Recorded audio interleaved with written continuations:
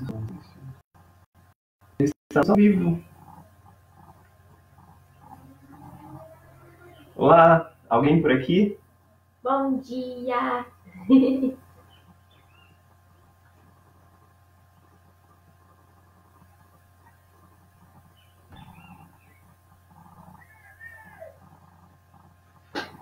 Vamos lá, deixa eu colocar no grupo da igreja.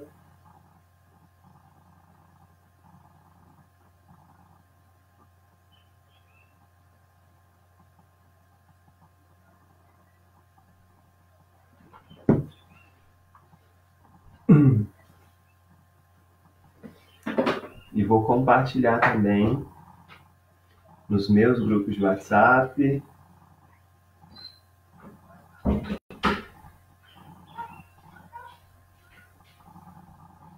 Se você já está por aqui, diz um oi, dê um sinal de vida, para a gente saber que vocês estão por aqui.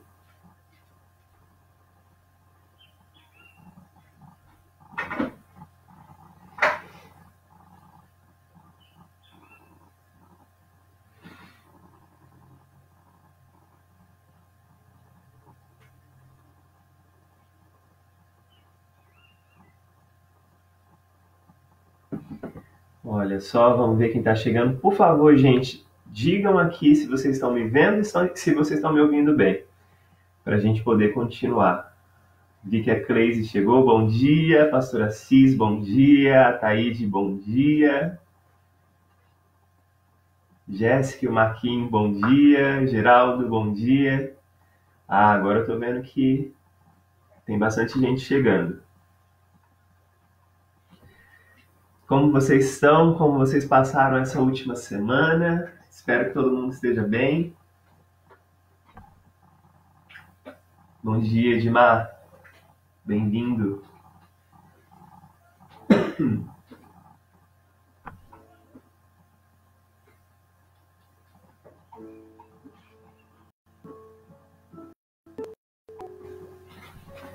Pode aumentar um pouquinho aí, que eu acho que... Pode fazer. Bom dia, Maria Caetano. Que bom estarmos juntos, gente. Vamos lá. Compartilha o vídeo com todo mundo nos seus contatos. Chama aquele irmão que provavelmente deve estar dormindo ainda às 9h30 desse domingo tão bonito. Eu estou de frente para a minha janela aqui hoje e o céu tá limpinho, tá super azul. E é hora da gente acordar. Mesmo na quarentena, a gente pode desfrutar das belezas do nosso Deus, das grandezas dele, a grandeza dele revelada na criação. Vamos acordar e vamos desfrutar das grandezas reveladas também na palavra dele. A gente está aqui para estudar a palavra, para aprender um pouco mais com o nosso Deus. Então, vamos acordar o irmão, para a gente poder ter esse tempo juntos, esse tempo de aprendizado, esse tempo de crescimento. Vamos ver se mais alguém chega. Bom dia, Edna.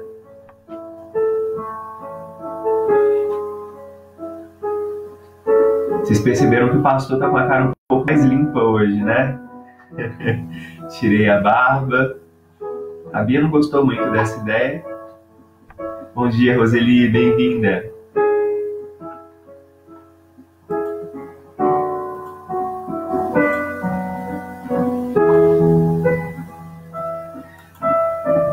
Bom dia, obrigado, Roseli. Espero que todos vocês estejam bem. Espero que essa semana tenha sido uma semana abençoadora para todos vocês. Para mim foi desafiadora, mas abençoadora também. Poder viver cada semana nesse tempo novo, nessa configuração nova de vida que a gente está tendo que se adaptar, se acostumar. Cada semana é um desafio, mas é uma oportunidade também da gente perceber a graça de Deus, a misericórdia dele se renovando sobre nossa vida. Espero que vocês estejam sendo abençoados por Deus nesse tempo, percebendo de uma forma diferente o cuidado, o carinho deles sobre a sua vida, sobre a sua família, Deus derramando provisão, derramando bênçãos. A gente vai conversar sobre isso hoje à noite no culto. Então, vamos lá. Eu acho que a gente pode começar. Nós temos já algumas pessoas aqui e o pessoal vai chegando. O pastor Binho eu vi que entrou também aqui, online. Antes da gente seguir aqui, eu quero pedir para você compartilhar esse vídeo com seus contatos na sua linha do tempo no Facebook, para que mais pessoas possam ser atingidas por esse trabalho, por esse tempo que a gente vai passar juntos, para que os seus contatos possam também ser abençoados pela comunhão que a gente vai ter aqui durante esse tempo, nesse domingo que é dia do Senhor, nesse tempo que a gente está pronto para receber da palavra do Senhor. A gente ainda está vivendo na estação da Páscoa, no calendário cristão, a Páscoa dura algum tempo, então a gente se lembra todos os domingos da ressurreição de Jesus. Que esse domingo seja um domingo de ressurreição. Compartilhe com seus amigos para que eles possam ter essa noção de que, assim como Cristo ressuscitou, todos nós também seremos ressuscitados, encontraremos Ele em lugares e para sempre viveremos ao lado dele. Eu quero também te lembrar das programações que a gente vai ter durante essa semana. Hoje à noite, às 19h, o nosso culto, se Deus quiser, essa semana o culto vai sair no horário certinho, às 19h30, às 19h30, o nosso culto aqui pelo YouTube vai ser transmitido. À tarde, às 16h, nós temos também a programação das crianças, o Ministério Infantil, quanto carinho tem preparado semanalmente programações especiais em linguagem específica para os nossos pequeninos. Eu tenho visto que tem sido bastante compartilhado esse material das crianças. A nossa igreja tem sido referência, tem sido bênção para outras igrejas até. Então, vamos compartilhar, vamos chamar os nossos pequeninos, os filhos, os netos, os sobrinhos, vamos mandar essa programação que vai ser liberada no YouTube também às 17h para as crianças. Então, hoje, às 17h, programação para as crianças no YouTube, e às 19h30 também no YouTube o nosso culto. E na quinta-feira a gente vai ter com o pastor Binho um tempo de estudo na palavra de Deus, um tempo de oração. A gente está estudando a Epístola de Tiago às quintas, então eu quero te convidar e te desafiar a participar. A gente não tem a desculpa de falta de tempo. Você está dentro de casa, dá para parar tudo que você está fazendo e participar do nosso tempo de estudo e oração. Vamos ver se chegou mais alguém. Nivaldo, bom dia, Deus abençoe. Vamos lá, vamos começar.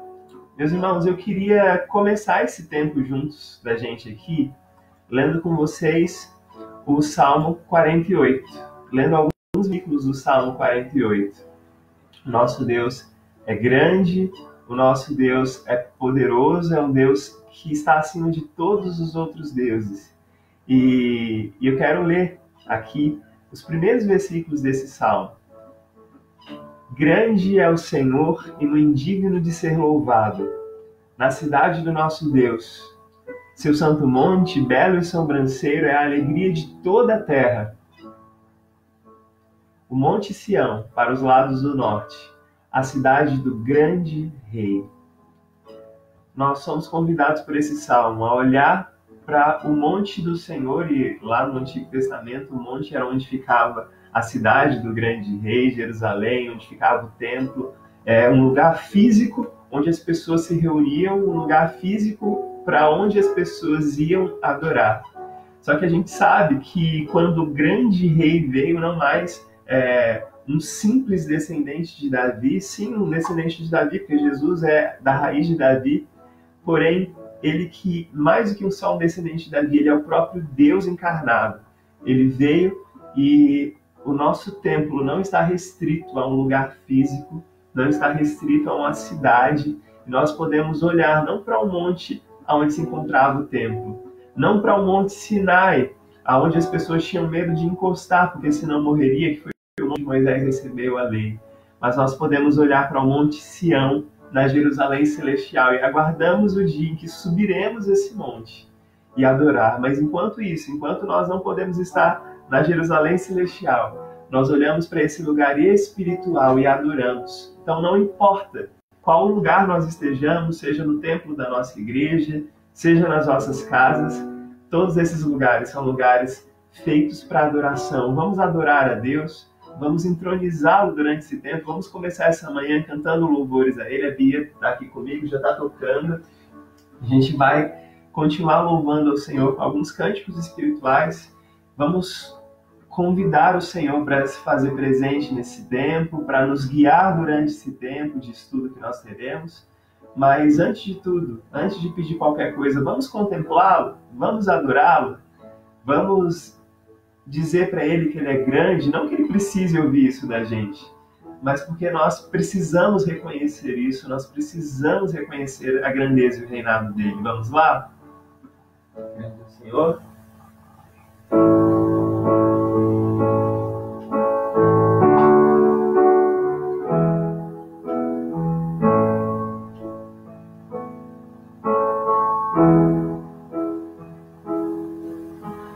Grande é o Senhor e muito digno de louvor. Na cidade de Deus, seu santo monte, a alegria de toda a terra.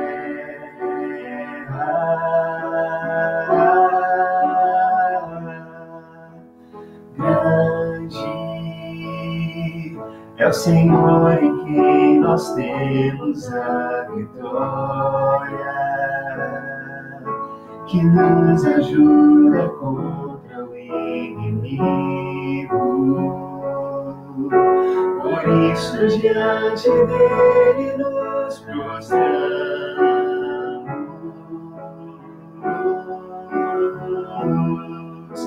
Queremos o teu nome engrandecer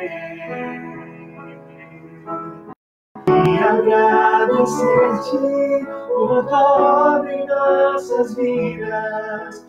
Confiamos em teu infinito amor, aleluia, pois só tu és o Deus eterno sobre toda a terra e céu.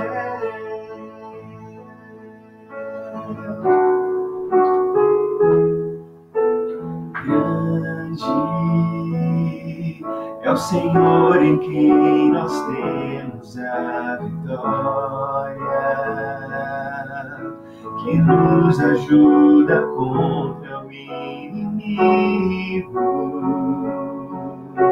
Por isso diante dele nos prostramos.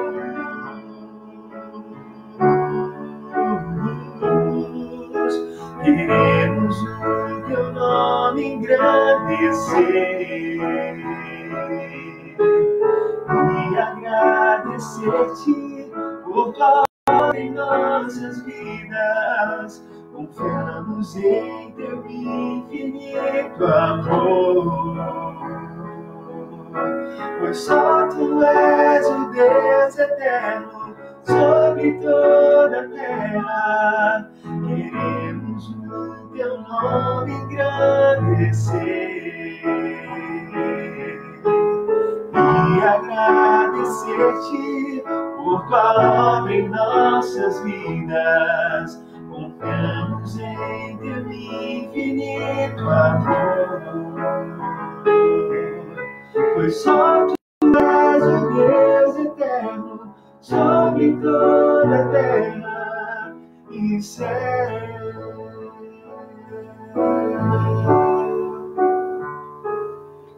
E céu.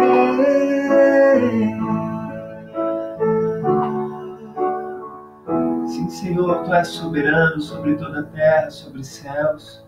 Tu és um Deus grande, tu és um Deus poderoso. Nós queremos te exaltar porque tu és um Deus soberano. Tu és o Deus soberano que reina desde antes da fundação do mundo. Tu que és o Deus criador.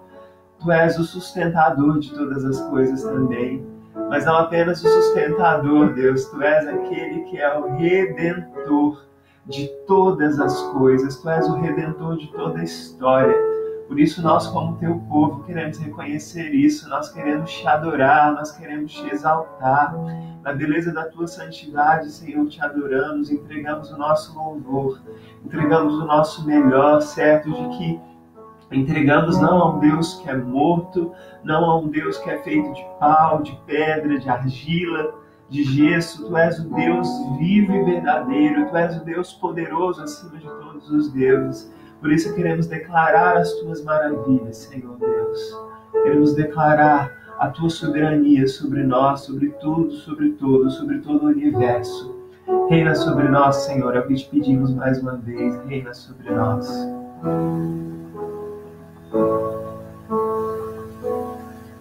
Deus.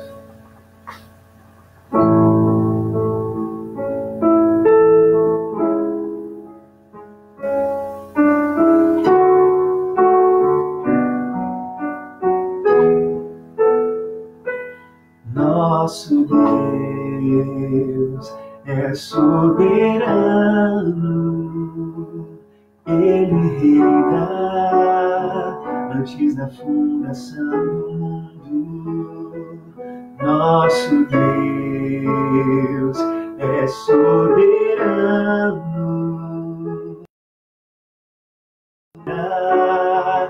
antes da fundação do mundo. A terra era sem forma e vazia, e o Espírito do nosso Deus se movia sobre a face das águas. Foi Ele quem criou os céus, e fez separação das águas da terra seca. Foi Ele quem criou os luminares, que criou a natureza e formou o homem. Glória a Deus por suas maravilhas, pela sua grandeza. Glória a Deus, glória a Deus por suas maravilhas, pela sua grandeza. Glória a Deus, glória a Deus. Você conhece essa música? Cante comigo aí da sua casa, cante comigo com a Bia. Vamos louvar ao Senhor e exaltar esse Deus que é soberano. Nosso Deus é soberano, Ele reina antes da fundação do mundo. Nosso Deus é soberano,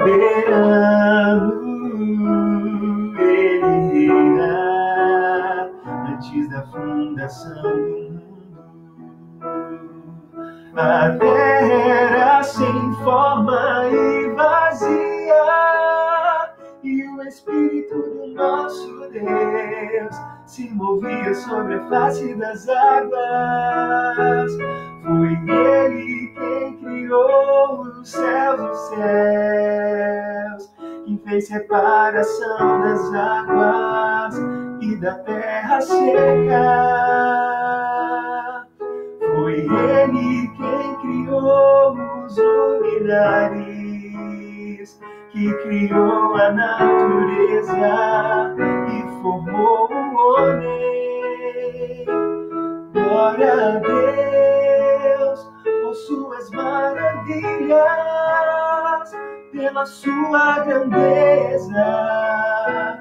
Glória a Deus, glória a Deus por suas maravilhas, pela sua grandeza. Glória a Deus, glória a Deus.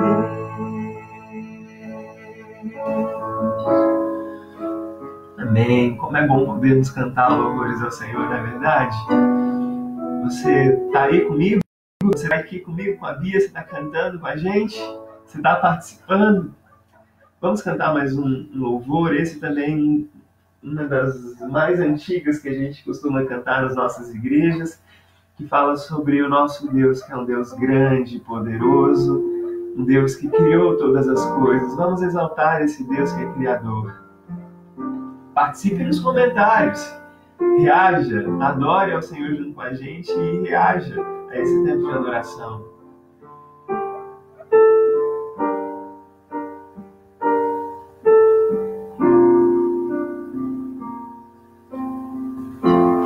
Não há Deus maior, não há Deus melhor, não existe. Não há Deus tão grande como nosso Deus. Não há Deus maior, não há Deus melhor, não há Deus tão grande como nosso Deus. Criou o céu, criou a terra,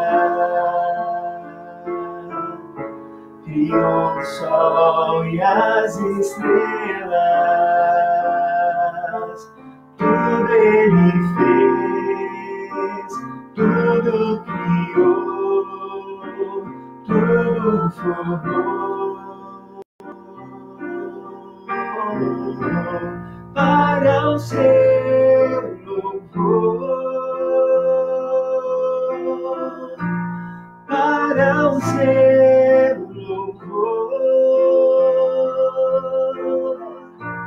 para o seu, para o seu, para o seu louvor. Não há Deus maior, não há Deus melhor, não há Deus tão grande como nosso Deus, como nosso Deus. Criou o céu, criou a terra,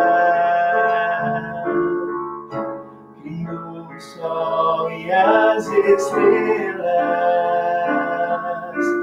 Tudo Ele fez, tudo criou, tudo formou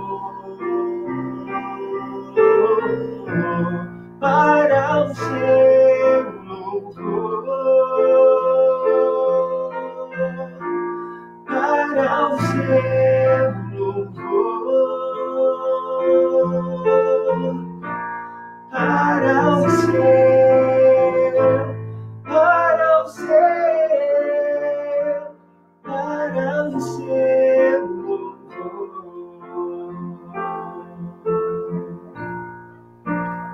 Amém, amém. Glória a Deus. Glória a Deus. Gente, eu vou perguntar para vocês se vocês ainda estão me vendo bem, porque aqui aparece para mim uma mensagem de que eles estão tendo problemas para reproduzir o vídeo. Vocês conseguem me ver e me ouvir bem? Bia, obrigado. Daqui a pouco eu te chamo de novo para a gente continuar louvando. Por favor, respondam aqui no chat se vocês conseguem me ver e me ouvir para que eu possa continuar. Esperar um tempinho a resposta de vocês. Esse joinha é um você pode me ver, Edmar? Que aqui para mim não aparece nada. Ah, tá. Obrigado, gente. Todo mundo consegue me ver. Só eu que não consigo me ver aqui agora. Irmãos, né? Louvarmos ao Senhor. Que delícia podermos orar o nome dele. Entoar louvores logo de manhã, a grandeza dele, a bondade dele, podemos declarar os atributos dele, ele que é grande, que é soberano, que é poderoso. Que delícia louvarmos ao Senhor. E é uma delícia também a gente poder se assentar para ouvir e aprender da palavra dele. Eu me lembro de uma expressão também do salmista, quando eles ouviam a palavra de Deus sendo lida nas sinagogas, no templo. O salmista escreve Senhor, eu tenho prazer na tua lei, a tua lei é a minha delícia. Que no nome de Jesus, ao ouvirmos a palavra do Senhor, nós sintamos esse mesmo prazer do salmista. A tua palavra, Senhor, a tua lei, os teus desígnios, tudo aquilo que o Senhor tem para falar para mim, são a minha delícia. Eu me delicio ao ouvir a tua palavra. Eu não sei se você se sente assim, mas é tão bom, depois de uma semana cheia de trabalho, uma semana cheia de responsabilidades, afazeres, a gente poder se assentar e ouvir a voz do Senhor, que é o nosso pastor, a nos direcionar. Hoje à noite eu compartilho com vocês uma palavra no Salmo 23, essa palavra ainda está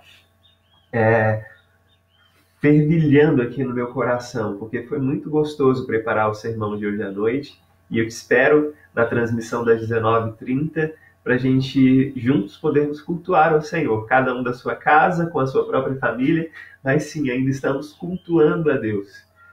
Mesmo que a nossa comunidade esteja restrita àqueles que estão ao nosso lar, no ambiente virtual, no ambiente online, nós temos cultuado, nós temos estudado a Bíblia juntos, nós temos aprendido da palavra do Senhor. E hoje a gente vai continuar aprendendo da palavra de Deus através daquilo que a gente já vem estudado há algum tempo, que são as perguntas do nosso breve catecismo, catecismo menor, conhecido por outros também assim. A gente vai estudar 2 perguntas apenas hoje.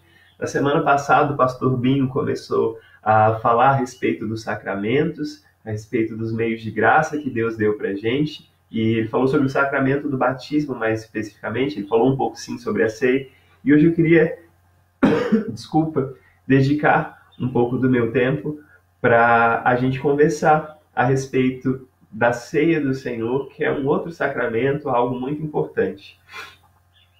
Em primeiro lugar, eu queria especificar aqui uma coisa com vocês, que ao contrário da Igreja Católica, que enxerga 7 sacramentos, a Igreja Reformada, a Igreja Protestante, vê apenas 2 instituídos pelo Senhor Jesus como sacramentos: o sacramento do batismo e o sacramento da Santa Ceia. Na semana passada, o pastor Binho compartilhou com vocês a respeito do sacramento do batismo. Hoje, a minha tarefa é compartilhar sobre a ceia do Senhor. Antes, vamos orar mais uma vez? Vamos falar com Deus e pedir a Ele direção e esclarecimento para a nossa mente, para o nosso coração durante esse estudo? Vamos lá? Senhor, eu te agradeço porque o Senhor é esse Deus grande e hoje, nesse domingo, comunitariamente, nós já podemos louvar o Teu nome. Nós já podemos exaltar o Teu nome por aquilo que Tu és. E agora, Deus, quando nos assentamos para ouvir a Tua palavra, que é a nossa delícia, para aprendermos mais dela, para crescermos em conhecimento da Tua palavra, conhecimento do Senhor mesmo, eu te peço, nos ajude, Deus, ajude a mim, que estou na condução desse estudo, que no nome de Jesus as minhas palavras sejam flechas certeiras a atingirem o coração dos meus irmãos, a atingirem a mente deles, que no nome de Jesus, o Teu Espírito, que é poderoso para transcender as barreiras do tempo, do templo, do espaço, que o Teu Espírito, através dessa transmissão, possa tocar no coração de cada um e gerar no coração a mudança que todos nós precisamos, que nós tanto precisamos.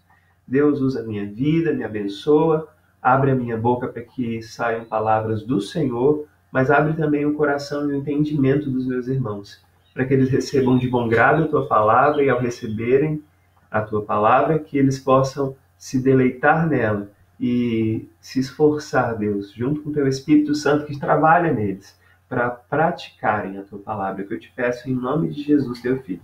Amém. Você está junto comigo? Vamos lá? Vamos começar esse estudo? Eu já quero, de cara, deixar você à vontade para poder comentar aqui, para poder fazer as suas perguntas, para fazer as suas interações. Eu estou olhando o chat aqui do lado, então, por favor, pode comentar, pode fazer sua pergunta, deixar sua dúvida. Se a pergunta for difícil demais, eu pergunto para o pastor Binho e a gente responde para você no outro momento, tá certo? A pergunta 96, que é a pergunta seguinte, que o pastor Binho terminou falando sobre batismo, pergunta o que é esse segundo sacramento, a ceia do Senhor. Eu acredito que o pastor Binho deixou bem claro sobre o sacramento do batismo. E agora fica a pergunta: o que é a ceia do Senhor? E o breve catecismo, o catecismo menor, traz para a gente a resposta.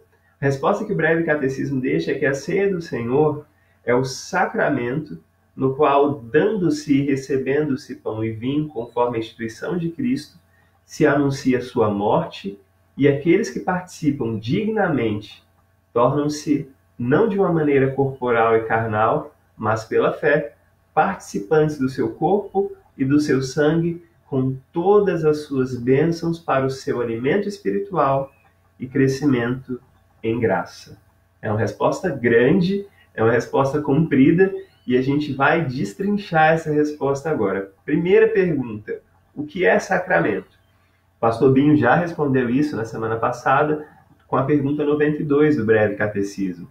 Eu vou recapitular essa resposta para a gente. O que é um sacramento? Porque a primeira afirmação que a resposta da pergunta 96 faz para a gente é que a ceia do Senhor é um sacramento. Então, se você não assistiu a live da semana passada, se você por algum motivo não pôde participar, eu vou trazer novamente a definição de sacramento para você. O que é um sacramento? A gente está falando da ceia do Senhor. Um sacramento é uma santa ordenança instituída por Cristo, na qual, por meio de sinais invisíveis, Cristo e as bênçãos do novo pacto são representados, selados e aplicados ao crente. Um sacramento é uma ordenança instituída por Cristo, por isso que nós temos apenas dois. Cristo instituiu Santa Ceia e batismo.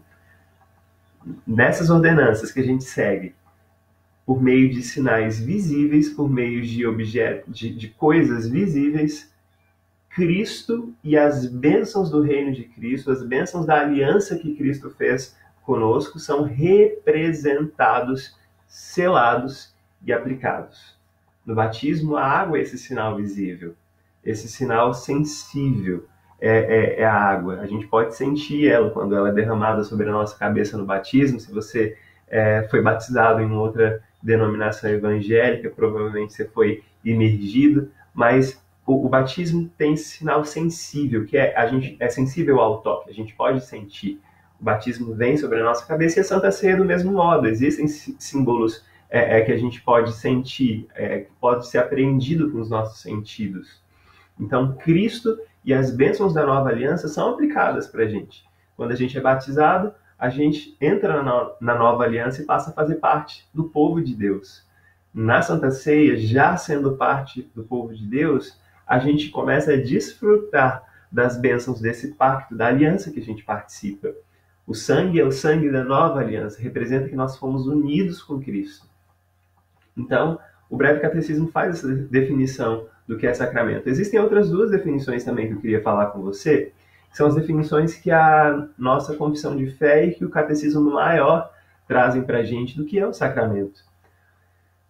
A Confissão de Fé de Westminster diz que os sacramentos são santos sinais e selos. Olha só que legal, essa outra visão que a Confissão de Fé traz para a gente.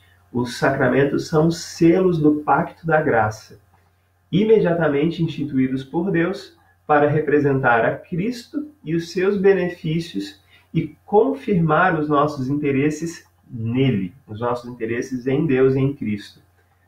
Bem como fazer uma diferença visível entre os que pertencem à igreja.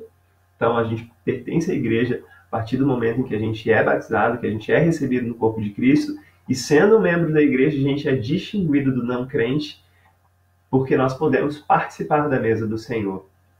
Fazer essa diferença visível entre os que pertencem à igreja e o resto do mundo. E solenemente obrigar-nos. E essa palavra obrigação é uma palavra tão dificilmente da gente assimilar ela, né? A gente tem até aversão, às vezes, à palavra obrigação, mas nos colocar a serviço de Deus em Cristo, segundo a sua palavra. Então, essa é a definição de sacramento da confissão de fé. E a definição do catecismo maior, que servia para ensinar aqueles que seriam líderes da igreja, diz que um sacramento, é uma santa ordenança instituída por Cristo em sua igreja para significar E essa é a palavra que eu achei legal para trazer a definição do Catecismo Maior, que ao participarmos dos sacramentos, uma significância maior à nossa vida de fé é dada. Mas não apenas para significar, serve para selar e conferir àqueles que estão no Pacto da Graça os benefícios da mediação de Cristo. Eu gosto muito disso no Catecismo Maior, porque não é o batismo que salva uma pessoa. Não é o participar da ceia que torna alguém salvo, mas eles são evidências de que eu sou salvo. Então, o Catecismo Maior ele traz isso. Todos os sacramentos, a participação nos sacramentos, eles significam, selam e conferem aqueles que já estão no Pacto da Graça. Nós cremos na doutrina da predestinação, então nós já fomos predestinados antes da fundação do mundo, mas existe um momento na nossa história que a gente faz parte do corpo de Cristo, que é quando a gente é batizado, quando a gente participa do sacramento da ceia do Senhor. Então, mesmo tendo sido algo anterior a essa eleição nossa, existe um momento em que a gente recebe o selo desse pacto da graça. Por isso eu achei muito legal essa palavra que o Catecismo Maior traz para a gente. E conferir aqueles que já estão nesse pacto os benefícios da mediação de Cristo. Cristo é o nosso mediador. Ele que faz essa ponte entre nós e Deus, que estávamos separados por causa do pecado. E essa mediação de Cristo tem o objetivo de nos fortalecer e aumentar a nossa fé. Olha só, por que eu participo da Santa Ceia? Para que a minha fé me fortaleça, para que eu seja fortalecido e que a minha fé seja aumentada. Todas as demais graças são conferidas a nós e nos obrigam, olha só novamente, todas as vezes, e você que é membro da Igreja Presbiteriana de Vila Hortência, você, quando foi examinado pelo conselho para dar a sua pública profissão de fé, você ficou ciente dos seus privilégios como membro da igreja, mas ficou ciente também das suas obrigações como membro, não é verdade? Então, todo pacto, todo contrato, no Antigo Testamento a palavra pacto era usada para significar contratos, todo contrato, existem sim os benefícios que você recebe e existem sim as suas obrigações. Por isso, o Pacto da Graça traz consigo não apenas os seus benefícios, mas traz também as obrigações que a gente tem para com ele. Todas as demais graças são ministradas à nossa vida, mas nós temos a obrigação. Que obrigação é essa? A obediência da palavra de Deus, para que a gente possa testemunhar e nutrir o amor que temos para com o Senhor e a comunhão uns para com os outros. E para nos distinguir também dos que estão de fora. Vocês percebem que participar da Santa Ceia não é um luxo que a gente tem, não é um capricho da nossa parte, mas participar da ceia do Senhor é algo que está na nossa essência, que está na nossa identidade. Tomar parte nos sacramentos de Deus, tanto o batismo quanto a ceia, não é luxo, não é capricho, é algo que é identitário nosso. Faz parte do nosso ser, da constituição nossa enquanto cristãos. Somos cristãos e o batismo nos sela na entrada do povo de Deus. E não apenas isso, ele também, a Santa Ceia, que é um outro sacramento, nos une mais a Cristo, nos une mais ao seu corpo, o seu povo aqui na Terra. Mas vamos seguir aqui. A gente viu já na resposta da pergunta 96 que a ceia do Senhor é o sacramento. E aí, continuando essa resposta, é o sacramento no qual, dando-se e recebendo-se pão e vinho, conforme a instituição de Cristo, se anuncia a sua morte e aqueles que participam dignamente tornam-se não de uma maneira corporal e carnal, mas pela fé participantes do seu corpo e do seu sangue, com todas as suas bênçãos para o seu alimento espiritual e crescimento em graça. Eu sei, eu li muito rápido, mas o que eu queria focar com você aqui é que a ceia do Senhor é o sacramento no qual, dando-se e recebendo-se pão e vinho, conforme a instituição de Cristo.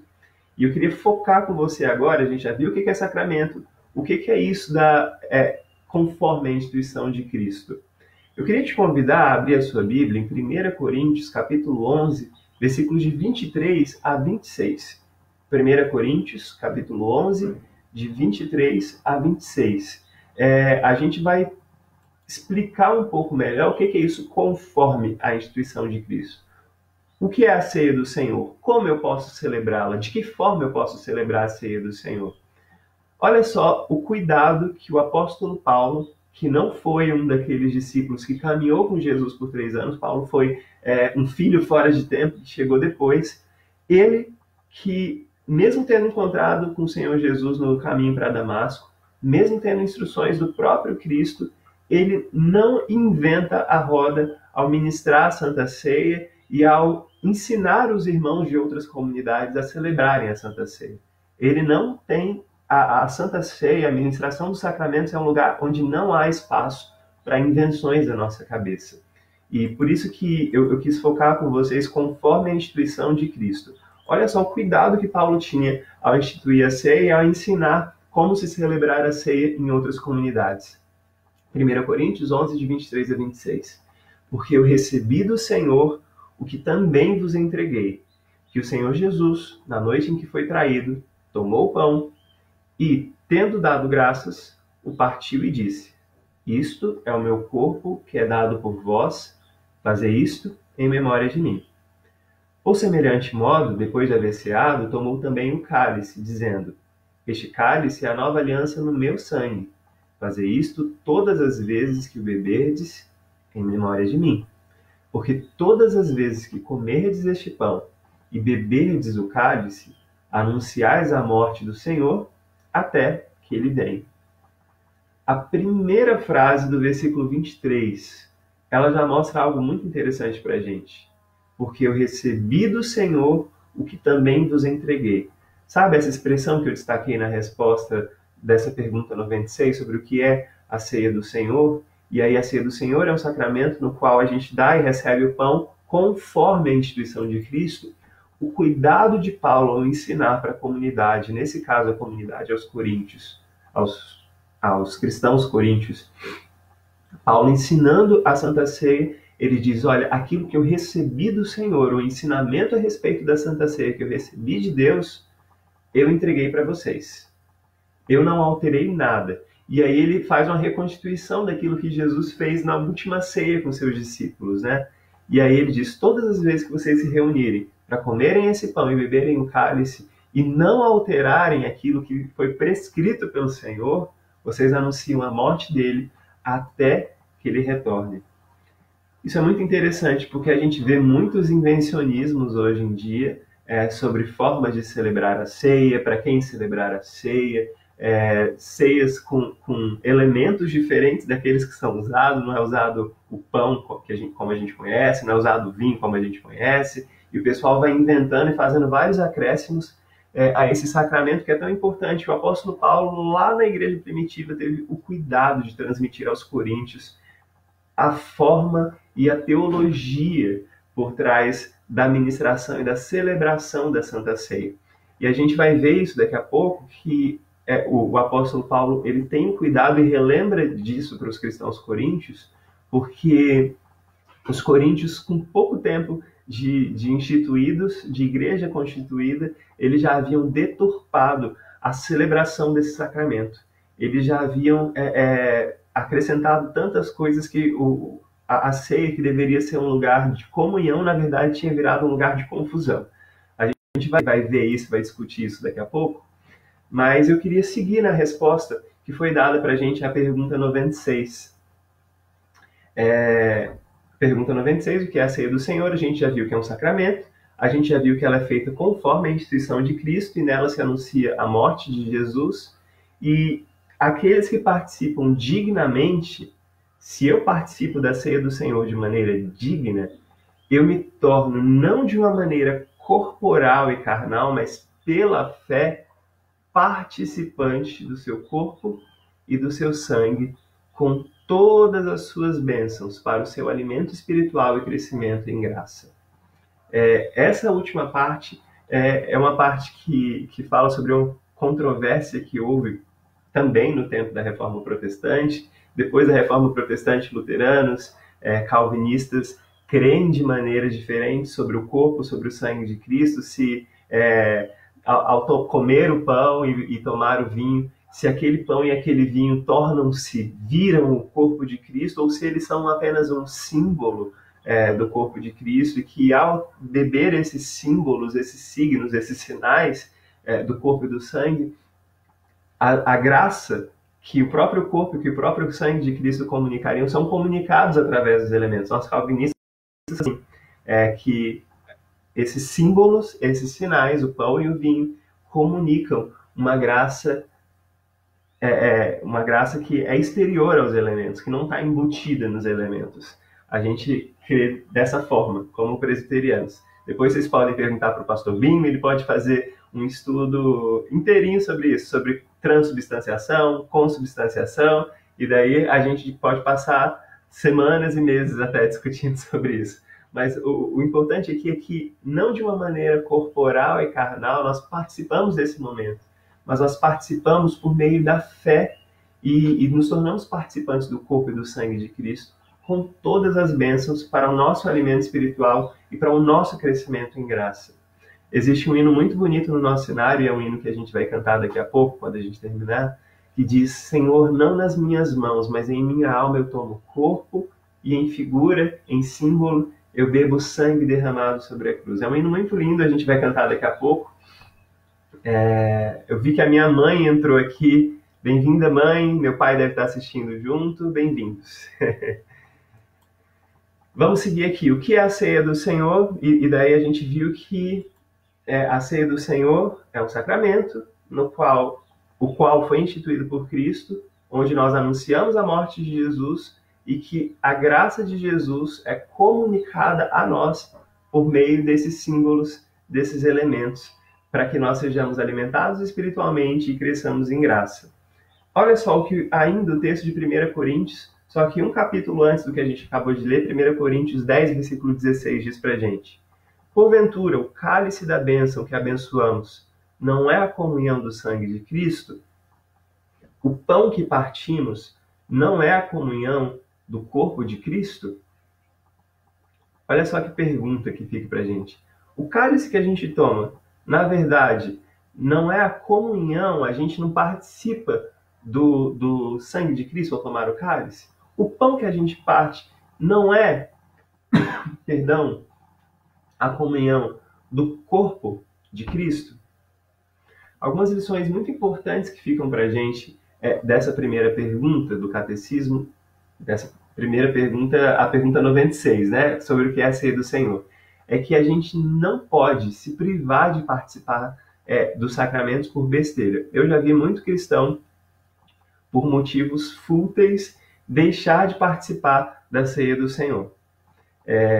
Ou por negligenciar mesmo o estar na igreja no domingo, no dia de celebração, e é muito comum nos nossos dias, onde existem pessoas tão ocupadas, na verdade, todo mundo vive muito ocupado, e aí no dia de Santa Ceia, a gente tem uma desculpa, e a gente acha essa desculpa uma desculpa plausível, e não vai à igreja para participar desse momento que é tão importante na vida da igreja.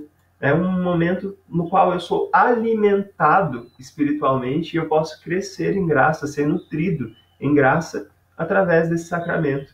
E a gente dá tão pouco valor tantas vezes a isso. Os sacramentos são meios de vida e de saúde para o nosso homem espiritual. Outra coisa que eu vejo muito comum em vários lugares por onde eu passei, eu já vi muitos crentes fazendo isso, sobretudo alguns amigos meus que sempre comentavam: ai, meu amigo, eu não vou participar da ceia porque eu estou em pecado. Eu não vou participar da ceia porque eu briguei com minha mulher, eu briguei com meu marido, eu briguei com os meus filhos, eu estou brigado no trabalho, eu não vou participar da ceia. E aí o pessoal acha que a solução para o problema delas, seja para o pecado, seja para a briga que ela teve com alguém, é não participar da ceia, quando na verdade a solução era eu me arrepender do meu pecado e abandonar o meu pecado e confessar ao Senhor Jesus e pedir perdão, e aí sim participar da ceia, ou me reconciliar com quem eu estou brigado, seja com meu irmão na igreja, seja com alguém do meu trabalho, seja com alguém da minha família. Então eu vejo que, na verdade, a maioria das vezes que as pessoas não participam da ceia do Senhor, não participam por desculpas esfarrapadas, porque eu estou em pecado, mas qual a solução para o pecado? Não é confessar para que haja cura? Qual a solução para o pecado? Não é pedir ao Senhor perdão e misericórdia, falar: Deus, eu errei, me perdoa, eu quero restaurar a minha comunhão contigo, e eu quero participar sim desse meio de graça que vai me tornar uma pessoa espiritual mais forte. A solução não é deixar de participar, a solução é a gente corrigir os nossos erros e confessar ao Senhor. E a gente sabe que se confessarmos os nossos pecados, Ele é fiel e justo para nos perdoar e nos purificar, e aí sim, limpos de todo pecado, a gente pode participar desse momento tão importante na vida da igreja, que é a ceia do Senhor, que é esse sacramento, que é esse momento de nutrição para a nossa alma, que é momento de nutrição para a nossa vida. A vida é enxertada na gente quando a gente participa comunitariamente desse momento tão importante para a Igreja do Senhor. Seguindo, a pergunta seguinte, pergunta 97, pergunta o que se exige para que nós possamos participar de maneira digna da ceia do Senhor. O que é exigido de nós para que a gente possa participar não de uma maneira indigna, mas de maneira digna da ceia do Senhor?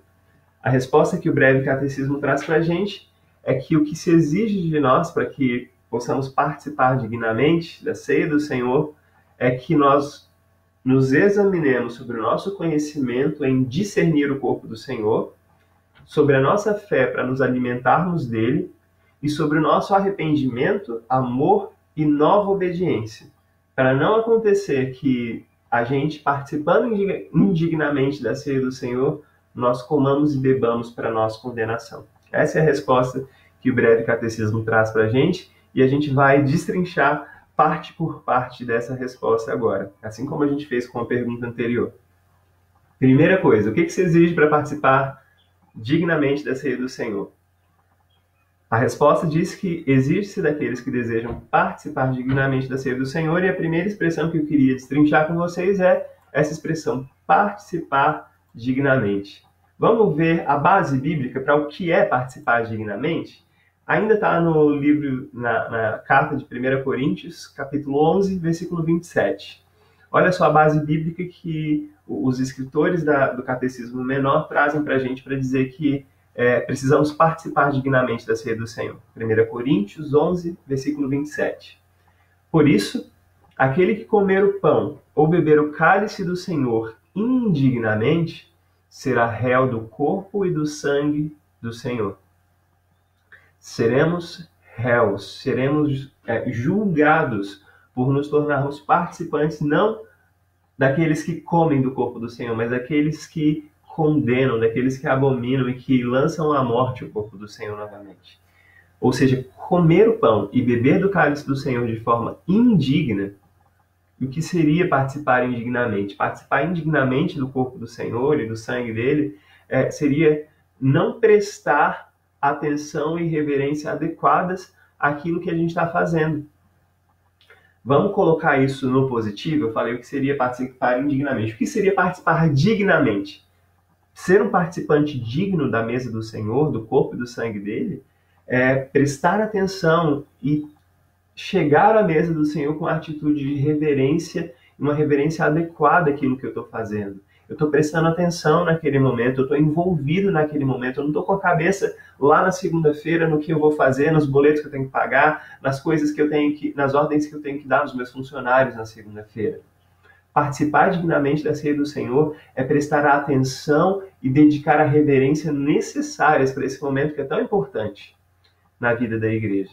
E uma segunda coisa sobre o que é participar dignamente é entender que nós somos indignos. Olha só que paradoxo, que loucura. Participar dignamente da mesa do Senhor passa por reconhecer que eu sou indigno, mas aí, ao reconhecer que eu sou indigno, eu confio na dignidade e nos méritos de Cristo. E aí sim, a dignidade e os méritos de Cristo me tornam apto para participar desse momento. Ou seja, para me tornar digno, eu preciso me reconhecer indigno. E saber que Jesus, o único digno, é o que me torna digno de participar do seu corpo e do seu sangue. Eu sei que é meio que um trava-língua e dá um nó na mente da gente, mas é dessa forma, uma forma simples da gente entender. Participar dignamente da mesa do Senhor, da ceia do Senhor, é entender que sou indigno, mas por Cristo eu fui tornado digno, porque Ele é digno. Depois a gente examinar essa expressão do que é participar dignamente da ceia do Senhor, a resposta do catecismo, do breve catecismo, à pergunta 97, o que se exige para participar dignamente do Senhor? A gente já viu que a gente precisa confiar na divindade de Jesus, a gente já viu que precisamos prestar atenção e dar reverência adequadas a esse momento. Mas aí, seguindo, a gente vai ver na resposta da pergunta 97 que, para que eu seja um participante digno, eu preciso me examinar. E o que seria o autoexame? Me autoexaminar. O autoexame seria me colocar como um juiz, não dos outros, mas um juiz de mim mesmo e das minhas motivações, a fim de não me aproximar com altivez e soberba diante do Senhor. A gente sabe que o Senhor é aquele que resiste aos soberbos, mas dá graça aos humildes de coração.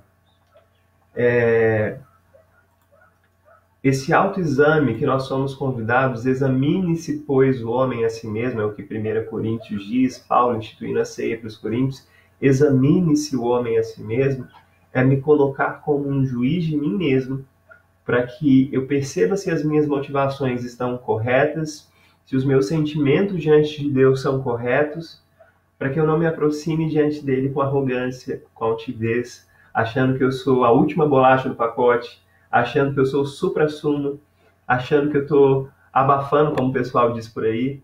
E, na verdade, diante de Deus, todas as nossas dignidades, todas as nossas justiças, nas palavras do profeta, não passam de trapos de imundícia, panos sujos.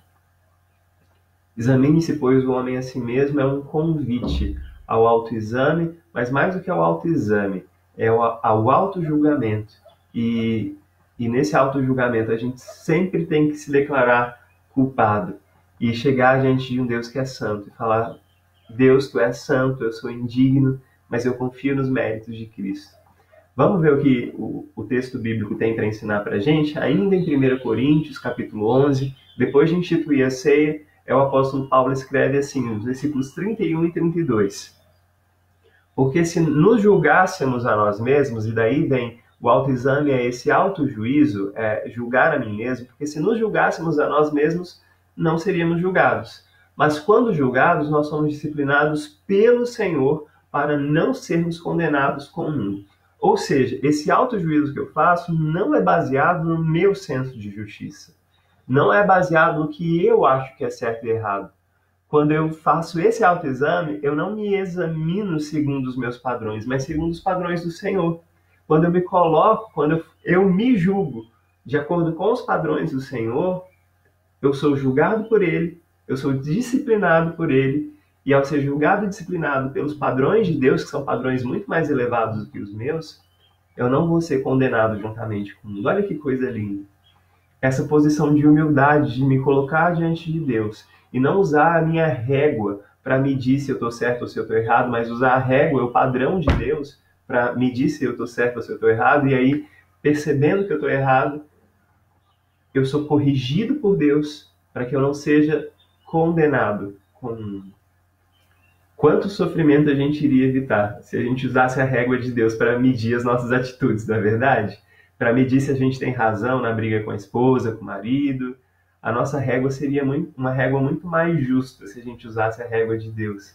E aí, sendo corrigidos por essa régua, sendo calibrados por essa régua, a gente não receberia a condenação do mundo. Isso é muito legal nessa resposta do autoexame. O que é examine-se a si mesmo? É me julgar a mim mesmo. Segundo os meus padrões? Não, segundo os padrões estabelecidos por Deus. Mas a pergunta 97, ela nos traz o desafio de nos examinarmos sobre algumas coisas. Eu vou me examinar usando o critério da régua do Senhor, a régua que o Senhor colocou, os princípios que Ele estabeleceu, mas quais são as áreas da minha vida que eu preciso me examinar para participar da ceia do Senhor? A primeira delas é sobre o meu conhecimento em discernir o corpo do Senhor. O que seria discernir o corpo? O que seria discernir? Porque aquele que não discerne o corpo come e bebe juízo para si. Isso é muito pesado, né? A expressão que Paulo usa. Discernir o corpo seria entender o sacrifício substitutivo de Jesus. É entender que eu fui salvo por meio desse sacrifício e não pelas obras que eu pratico. Discernir o corpo de Cristo seria entender que Jesus morreu no meu lugar. Discernir o corpo é entender que o corpo dele foi dilacerado no meu lugar e eu fui salvo por esse sacrifício e não pelas minhas obras. Vocês lembram que eu falei que a gente precisa usar a régua de Deus porque a nossa régua é errada? E essa questão seguinte que ele coloca sobre discernir o corpo é entender que o santo, o único corpo que poderia pagar de forma suficiente pelos meus pecados seria o corpo puro de Jesus. Porque por mais que eu me achegasse a Deus com a minha régua, com o meu senso de moral, com o meu senso de justiça, esse meu senso de moral e senso de justiça ainda seria insuficiente. Eu preciso compreender que eu fui salvo não pelos meus sacrifícios em prol do reino, não pelo que eu acho que é certo. Eu fui salvo pelo sacrifício de Jesus e não pelas minhas obras. Discernir o corpo, ter conhecimento em discernir o corpo, como o Catecismo Menor traz para a gente. É entender que eu fui salvo pelo sacrifício e não por obras. Mas discernir o corpo, no segundo sentido, seria também entender que além de discernir o corpo de Cristo que me salvou pelas obras dele, não pelas minhas, é entender que eu sou parte de um corpo, o corpo de Cristo, a igreja de Jesus. E que uma vez ligado a essa igreja, uma vez ligado a esse corpo, o corpo de Cristo, eu devo me submeter a ela. E aí vem mais uma questão muito, muito relevante para os nossos dias. Existe uma nova categoria, vou colocar assim, uma nova categoria de crentes que acredita que pode ser crente sem estar numa igreja. Eu estou ligado ao corpo de Cristo, perdão, estou ligado ao corpo de Cristo, mas ao corpo invisível de Cristo. Eu não estou ligado a igreja nenhuma. Eu sou um desigrejado. E aí esse pessoal acha que pode estar ligado, mas entender, discernir o corpo, é discernir que uma vez que eu estou ligado a esse corpo, eu devo me submeter. Devo me submeter ao escrutínio de uma igreja local, de uma liderança, de irmãos que vão me corrigir quando eu estou errado, de irmãos que vão orar comigo, de irmãos que vão me abraçar no momento que eu estiver triste, de irmãos dos quais eu vou abraçar quando eles estiverem tristes. Discernir o corpo de Cristo é entender que eu participo de uma comunidade e que ligado nesse corpo eu estou numa relação de submissão, numa relação de troca. Eu dou para a igreja dá para mim. Essa é uma temática muito presente em toda a carta de 1 Coríntios, porque os irmãos coríntios não haviam entendido direito o que era a celebração da ceia do Senhor, e escreve a carta inteirinha só para corrigir esse erro que os coríntios tinham a respeito de culto, a respeito de celebração. No culto, gente, o culto dos coríntios havia virado uma bagunça, porque eles achavam que por terem recebido dons espirituais e dons até sobrenaturais, eles podiam usar indiscriminadamente esses dons. E daí eles chegavam no culto, o culto era uma bagunça, todo mundo falava ao mesmo tempo, todo mundo podia falar. E uma segunda coisa eram as celebrações da Santa Ceia, que tinham virado uma bagunça também. Os irmãos que eram mais abastados levavam a sua comida e daí esbanjavam de comer juntos, e os mais pobres eram omitidos desse momento da ceia. E eles acabavam não participando do momento da ceia porque os irmãos mais abastados eram servidos primeiro, em detrimento dos irmãos mais pobres, que eram esquecidos na distribuição dos elementos. A ceia na igreja primitiva se parecia muito mais com um banquete do que com a ceia que a gente tem hoje. Mas não existe problema em celebrarmos assim. A questão da igreja de Corinto é que aquela igreja havia transformado a celebração da ceia do Senhor, que era um lugar para comunhão, um lugar onde os mais ricos deveriam se submeter aos mais pobres e servir aos mais pobres, falando: pode comer, você não tem tanto alimento assim, eu quero servir você com aquilo que eu trouxe da minha casa. E eles haviam transformado um momento tão especial, tão singelo na igreja do Senhor Jesus numa verdadeira bagunça.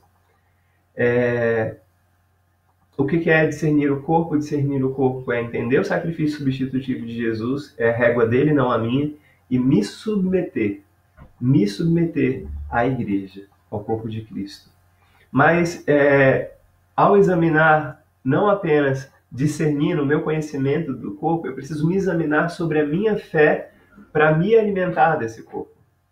Eu preciso examinar não apenas o meu conhecimento em discernir o corpo do Senhor, mas eu preciso discernir a minha fé para me alimentar desse corpo. Será que eu estou realmente crendo no que acontece de maneira mística quando eu estou comendo do pão e bebendo do vinho? Essa pergunta que eu devo me fazer. Será que eu estou entendendo realmente? Crendo naquilo que acontece de maneira sobrenatural, de maneira mística, quando eu como pão, quando eu bebo vinho? Será que eu creio no poder, nessa bênção que é aplicada em mim quando eu participo dos sacramentos? Essa é a questão que é deixada para a gente sobre nos examinarmos, não apenas o nosso conhecimento, mas nos examinarmos a nossa fé. Será que eu estou crendo realmente? Será que eu continuo crendo nas verdades fundamentais do cristianismo? E eu preciso me examinar no terceiro aspecto, que é sobre o meu arrependimento, o meu amor e a nova obediência à palavra de Deus. Desculpa.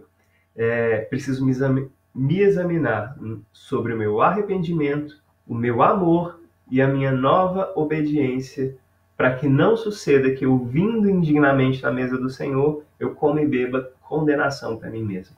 E o que seria me examinar sobre o meu arrependimento, o meu amor e sobre a minha nova obediência? Seria estar em constante estado de confissão e renovação dos meus votos, renovação dos votos que eu fiz no meu batismo, na minha profissão de fé, diante do Senhor.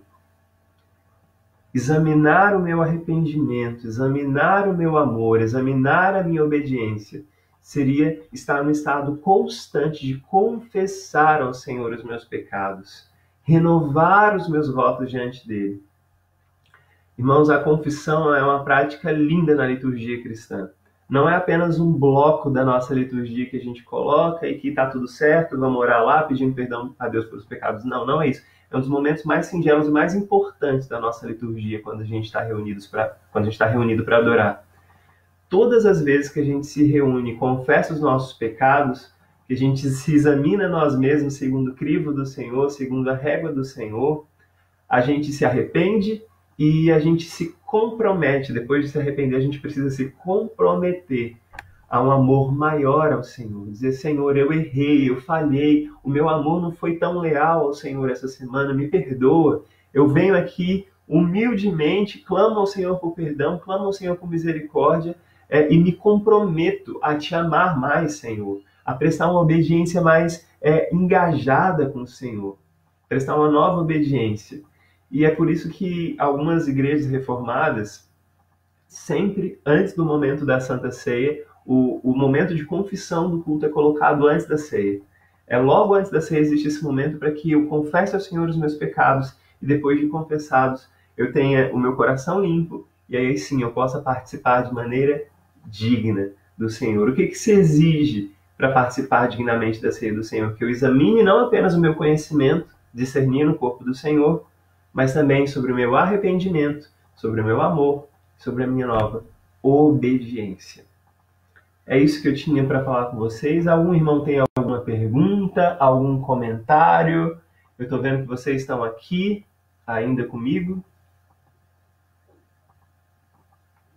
Vou chamar a Bia para cantar então. Vocês querem cantar mais alguns cânticos, mais alguns louvores?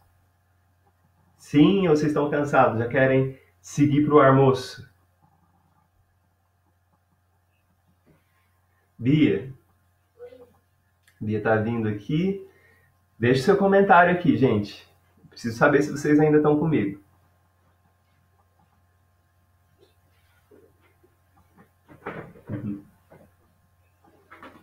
Qual que é primeiro?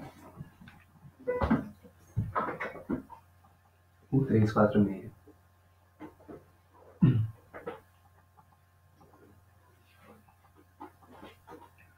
Alguém ainda está comigo aqui? Obrigado, Roseli. Tinha uma pessoa perguntando dos estudos. Alguém perguntou no chat aqui? Não, no Instagram. Tá.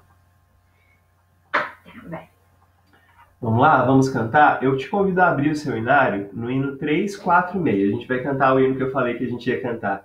Não nas mãos, mas em minha alma, eu tomo o corpo de Jesus, em figura eu bebo sangue. Vamos lá? Se você consegue, hino 346 do nosso hinário.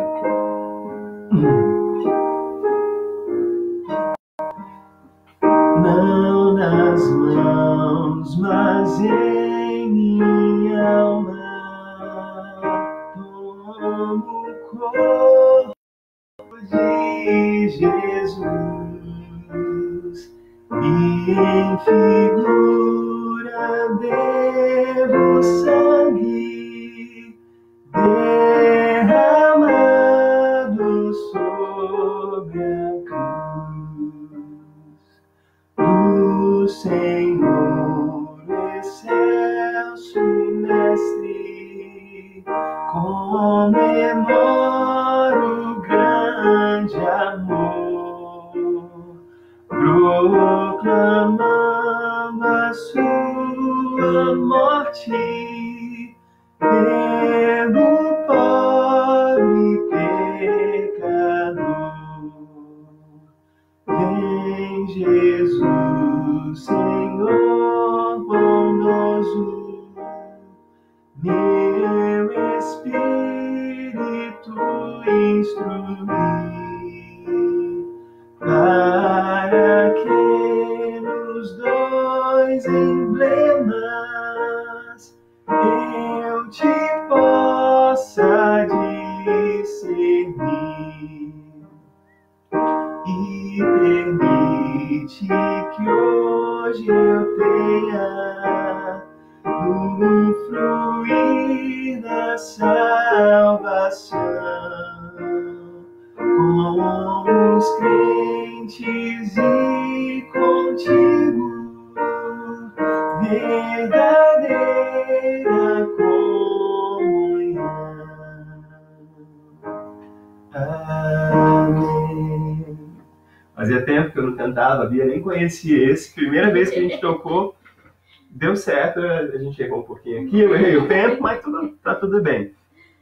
A Bia sugeriu mais um hino, que é o hino 105, A Certeza do Crente. Esse é um hino muito legal também, que a gente pode cantar, a gente pode adorar o Senhor. O hino 105, se você puder, abra aí para a gente poder cantar juntos. Vamos lá?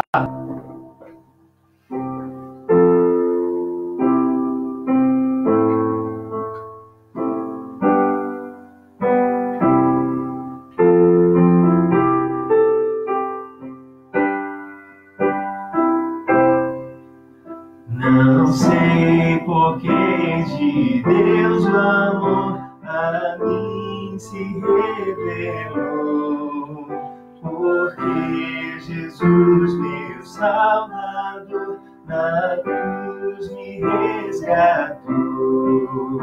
Mas eu sei quem tenho crido, e sou bem certo que é poderoso, guardará, pois, o meu tesouro até ao dia final.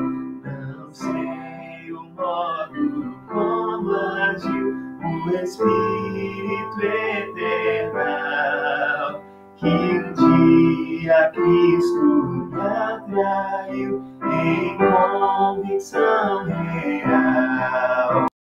Eu sei que tenho crido, estou bem certo que é poderoso, guardará, pois, o meu tesouro até ao dia final. Não sei o que dirá o bem é destinado a mim, se maus ou áureos dias vêm até da vida um fim. Mas eu sei que tenho crido, estou bem certo que é poderoso, pois o meu tesouro até ao dia final. não sei se ainda longe está ou muito perto vem a hora em que Jesus virá na glória que Ele tem. Mas eu sei que tenho crido, estou bem certo que é poderoso. Guardará, pois, o meu tesouro até o dia final. Mas eu sei que tenho crido, estou bem certo que é poderoso. Guardará, pois, o meu tesouro até o dia final. Amém. Que bom a gente passar esse tempo juntos, esse tempo de cantarmos louvores, de adorarmos o Senhor, de estudarmos a palavra dele. E eu te convido desde já a ficar ligado na nossa programação de hoje, às 17h, programação das crianças pelo YouTube, 19h30, o nosso culto transmitido também pelo YouTube, na quinta-feira, às 19h30, às 20 horas, o estudo bíblico aqui pelo Facebook. Eu quero te convidar também a compartilhar essas lives, a compartilhar esses vídeos com amigos seus, com pessoas não cristãs e, sobretudo, desafiar a igreja a, durante esse tempo entre domingos, a ligar para pelo menos 3 pessoas essa semana. Ontem eu conversava com o pessoal da UMP sobre ações que nós como igreja podemos tomar, e uma delas é a gente falar com pelo menos 3 pessoas, uma pessoa da igreja, alguém mais idoso, de repente sente falta desse contato físico, ligue para essa pessoa, não manda um WhatsApp não, liga, ouve a voz dela, ora com essa pessoa, ore com 2 amigos seus não cristãos, 2 amigos, amigas não cristãos, abençoe a vida dessas pessoas para que no nome de Jesus, quando essa pandemia passar e finalmente nós pudermos nos reunir, nós percebermos que o Senhor vai mandar uma grande colheita nesses tempos de pandemia, colheita de almas, colheita de vidas que, isoladas, puderam ser assistidos, puderam ser alcançados pelo ministério da igreja, não apenas com os vídeos que a gente compartilha, mas com o nosso carinho, com a nossa atenção, com a nossa ligação. Faça isso, 3 pessoas, eu te desafio como pastor da igreja, ligar para 3 pessoas essa semana, uma pessoa da igreja e 2 não cristãos, para que você possa abençoar a vida dessa pessoa. E quem sabe o Senhor não pode trabalhar na vida dela e trazê-la para dentro da seara, para dentro do povo do Senhor. Deus te abençoe. Foi muito bom participar desse tempo com vocês. Um abraço, Dona Edna, um abraço, Geraldo, Roseli, que participou aqui até o final. Um abraço, Gina, Cleise, Edmar, que está aqui com a gente também. Deus abençoe todos vocês e até o nosso próximo encontro. Se Deus quiser, um abraço. Bom domingo para vocês.